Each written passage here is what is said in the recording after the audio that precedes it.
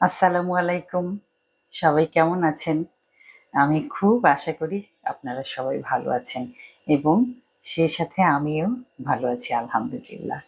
আজকে আমি যেটা করব এটা হলো অনেক প্রাচীন একটা পদ্ধতি। যখন মানুষের ফ্রিজ ছিল না তখন কোরবানির গোশত কিভাবে তারা সংরক্ষণ করতেন। আমার দাদিমাকে দেখেছি। সেখান থেকেই আমি সেটা সেটা শিখেছি। তো বাস্তব জীবনে আসলে সত্যিকার অর্থে এটা করা হয় না। কিন্তু আমার মনে হলো যে উম ওই ওই গোস্তটা যেভাবে সংরক্ষণ করার পরে যেভাবে আমরা খেতাম সেটা সেটার একটা আলাদা একটা স্মেল ছিল, আলাদা একটা স্বাদ ছিল।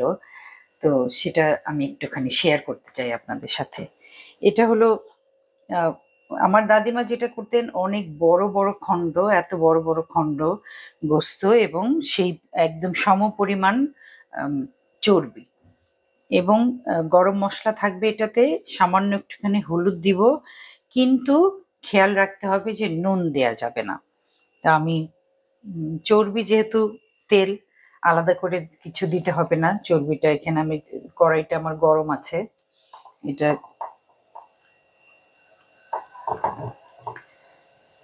এটা তেলে দিলাম। এই চর্বিটা কিন্তু খাবো না।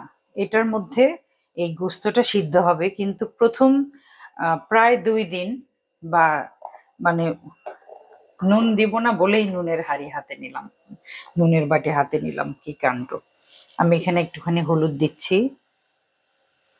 তেলটা গড়লেও আমি গোস্তটা দিতে পারি অথবা একসাথেও দিয়ে দেয়া যায়। আমি এখানে গরম মসলা নিয়েছি, দারচিনি, গোলমরিচ, লবঙ্গ, এলাচ। এটা এটা দিয়ে দিলাম আর সেই সাথে ধুয়ে রাখা গোস্ত। দাদিমার মতো অত ধৈর্য কি আর থাকে নাতনিদের?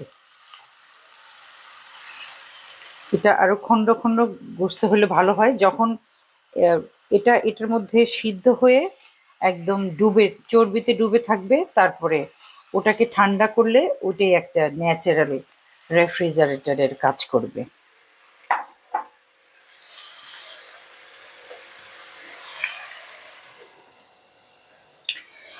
আমি একটুখানি কথা বলি। যখন গোস্তটা যখন সিদ্ধ হবে তখন আহ, একদম তেলে প্রায় ডোবা থাকবে। তারপরে সেটাকে বাতাসে ঠান্ডা করে রেখে দিয়ে আবার পরদিন আবার জাল দিতে হবে, আবার জাল দিতে হবে। তো এইভাবে প্রায় মাসখানেক এটা এভাবেই সংরক্ষণ করা যায়, কিচ্ছুই হয় না। যেহেতু নুন দেই নাই সেহেতু এটা গলবে না। তখন বড় একটা খণ্ড, আমি যেটা বললাম যে আমার দাদিমা যেটা করতেন, বড় একটা খণ্ড উঠিয়ে তারপরে সেটা টুকরা টুকরা করে কেটে তারপরে সেটাকে, এটা আসলে মেইনলি ভাজা মাংস। ইদানিং আমি দেখি যে বলে যে মাংসের গোস্তের কোয়াক। আমি এটা আমি কখনো শুনি নাই, কিন্তু ইউটিউবে আমি দেখেছি যে কোয়াক ভাজা মাংস বা ভাজা গোস্ত। তো যাই হোক, তখন ওইটাতে আমি সামান্য একটুখানি, যখন এটা খাওয়ার জন্য ব্যবহার করব তখন নুনও দিব এবং কাঁচা মশলা, বাটা মশলা, গুঁড়া মশলা সবই দিব। এখন আমি আবার দেখাচ্ছি যে এখন আমি এখানে শুধু হলুদ আর গোস্তটা দিয়েছি, গরম মশলা দিয়েছি। এটা একটু নেড়ে চেড়ে দিলে এই যে তেল তেল উঠে যাচ্ছে, তেল উঠবে। আর এই চর্বিটা যখন আমি ফাইনালি যখন এটা খাওয়া হবে তখন আবার গলিয়ে এখান থেকে এই গোস্তটা তুলে নিব। তেলটা, চর্বি তো আজকাল খাওয়া খুবই ভয়ের একটা ব্যাপার হয়ে গেছে। আমরা তো খাই না। আগের দিনের মানুষ তেল চর্বি খেতেন, মাখন ঘি তেল যা কিছু, বিশেষ করে গোস্তের গোস্তের চর্বি, যেটা গরুর গোস্তের চর্বি। আমার মা খালাদের দেখেছি কোরবানি ঈদের ছুটিতে তারা বাড়ি যেতেন। আমি মায়েরা ৩ বোন, ৪ বোন, আমার ৩ খালা এবং আমার মা। তো তারা বাড়িতে যেতেন এবং ফেরার পথে হরলিক্সের বয়মে ভর্তি করে হলুদ রঙের ডালডার মতো একটা জিনিস নিয়ে আসতেন এবং তারা বছর ধরে সেটা দিয়ে পরোটা ভেজে খেতেন। তারপরে একটা সময় আমরা জানলাম যে এই চর্বিটা আসলে স্বাস্থ্যের জন্য ভালো না।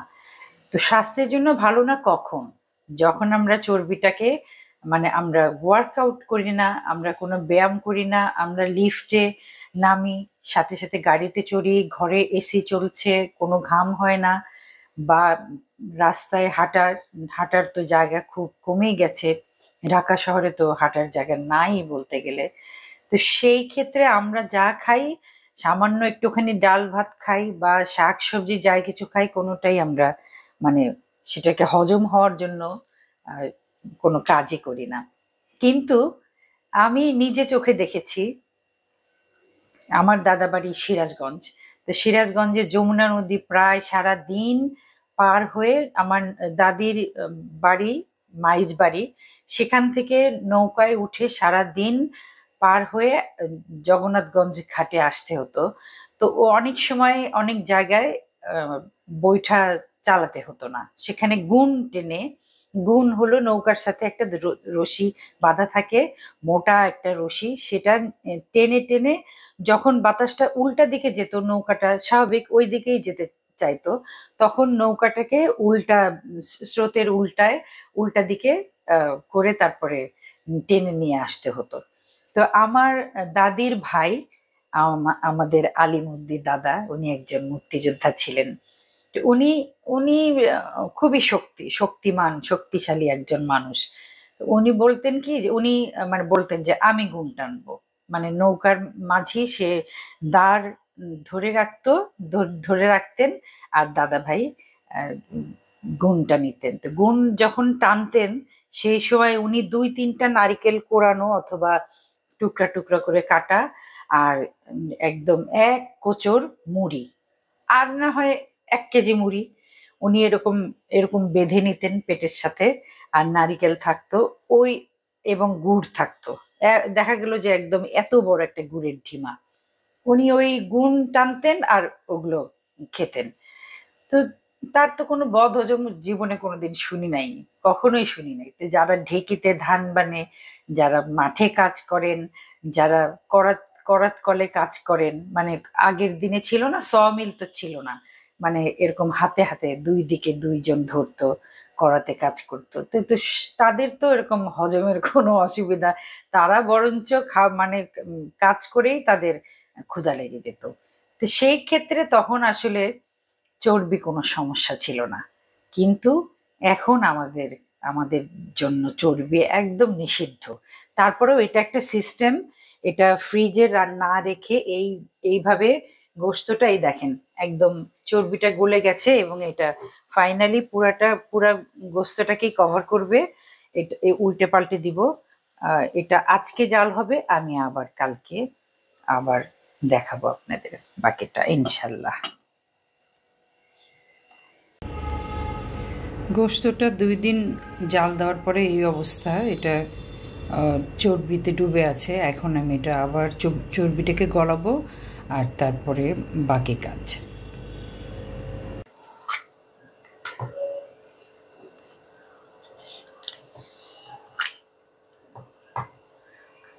আমি শুধুমাত্র আপনাদের এই সংরক্ষণ পদ্ধতিটা দেখানোর জন্য অথবা শেয়ার করার জন্য আর গোস্তটা 2 দিন জাল দিয়ে রেখেছিলাম।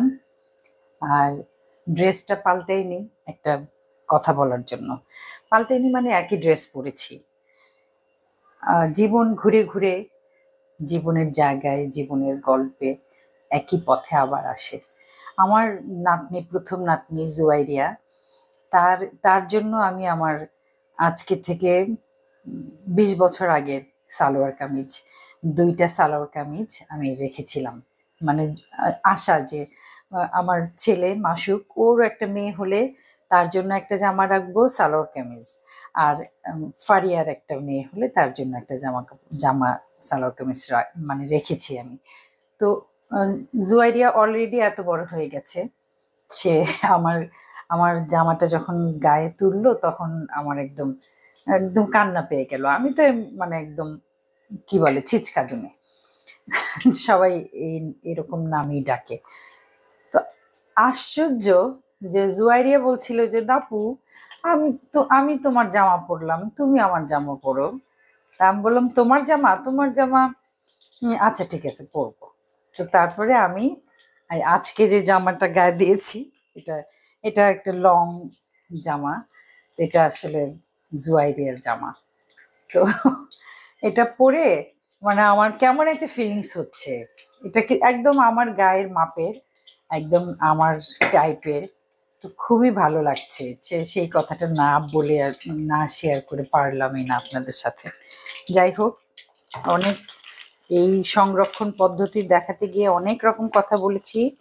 এটা পুরোপুরি গলুক, গললে তারপরে আমি বাকি প্রসেস যাব।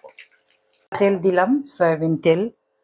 তেলটা গরম হয়েছে, একটুখানি জিরার ফোড়ন, এটা সামান্য একটুখানি পেঁয়াজ দেব, এর কারণ এই গোশতটাতে অনেক বেশি মশলা লাগবে না, খুব কম মশলা থাকবে। গোশতের সুবাস, বিশেষ করে কোরবানির গোশত, সেটার একটা আলাদা সুবাস থাকে। একটু আদা জিরা, যেহেতু নুন দেই নাই, মনে করে নুন দেই, এতটুকু নুন তো লাগবেই। নুন দিচ্ছি, হলুদ আর দিব না, একটুখানি গুঁড়া মরিচ, বাস। এবার আমি এটা তো মোটামুটি একটু গায়ে গায়ে ভাজা ভাজা হয়ে গেলে তারপরে আমি ধীরে ধীরে এখান থেকে এই যে চর্বি, এই যে চর্বি, এগুলো কিন্তু সব চর্বি। আমি এবার ভাজার জন্য গোশতগুলো তুলে দিচ্ছি। যে সংরক্ষণ পদ্ধতি বলেছি সেটা ছিল যে বড় বড় টুকরা, সেখান থেকে একটা টুকরা তুলে নিয়ে, দু একটা হাড়ের টুকরা তুলে নিয়ে তারপরে সেটা কেটে টুকরা করে রান্না করা। আবার বাকিটা আবার এই চর্বিটা আবার জমবে প্রায় মাসখানেক বা 2 মাস। আগের দিনের মানুষ কিন্তু কোরবানির গোশত মহরম পর্যন্তই, মহরমের দিন একটা লাস্ট খিচুড়ি রান্না করে শেষ করে ফেলতেন। মানে আর অনেক দিন, এটার একটা কারণ যে অনেক বেশি জমা না করে যারা সারা বছর গোশত খেতে পারে না তাদেরকে দিয়ে খাওয়ার একটা ব্যাপার, আমার মনে হয় সেটাই। কারণ মহরমের পরে কোরবানির গোশত খেলে গুনাহ হয় এরকম কোথাও আমি শুনিনি। তো আমার মনে হয় যে এত গোশত থাকা উচিত না যেটা মহরমের পরেও থেকে যায়। তো তারপরেও মা খালারা কিছু পদ্ধতি, এই টুকরাগুলো একদম চর্বির টুকরা, এগুলো আমি নেব না। এখন আমি এটা ভাজা ভাজা করব।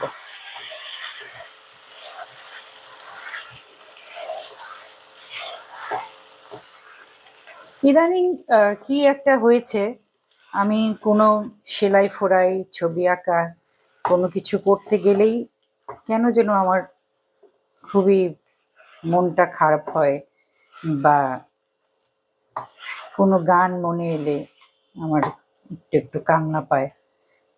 হয়তো বুড়া হচ্ছি, বৃদ্ধ হচ্ছি, সব তো বলে এই বয়সে এরকম। শুনতে শুনতে আমি আসলে এই বয়সে চলে যাচ্ছি। আরে ও জীবন রে,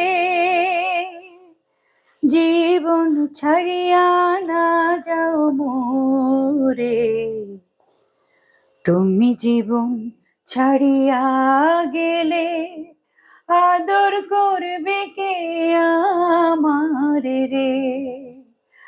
আরে ও জীবন রে,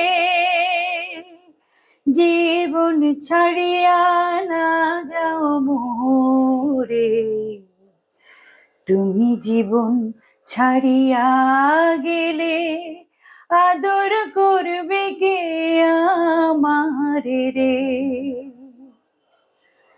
এই টাইপের গান মানে কোথাও দূর থেকে ভেসে আসে, বা নিজে গুনগুন করে গাই, বা ছোটবেলায় গেয়েছি, বাবার কাছে শিখেছি।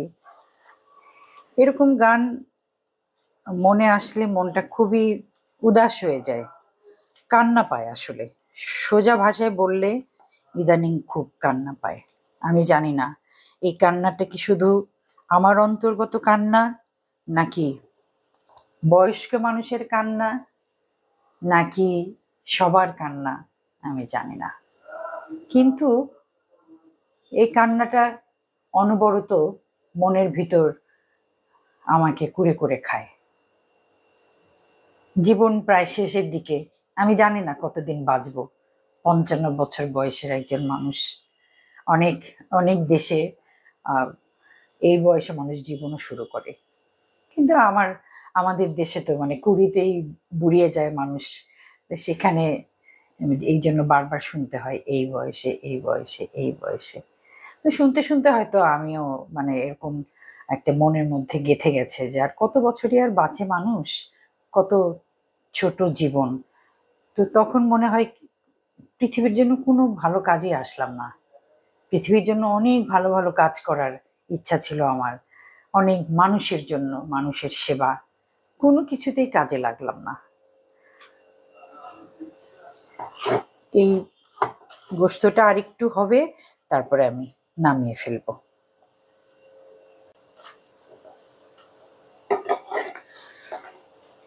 আমার ভাজা গোস্ত হয়ে গেছে। একই সাথে আমি গরুর ভাজা গোস্ত দেখালাম, আবার সংরক্ষণ পদ্ধতিও দেখালাম।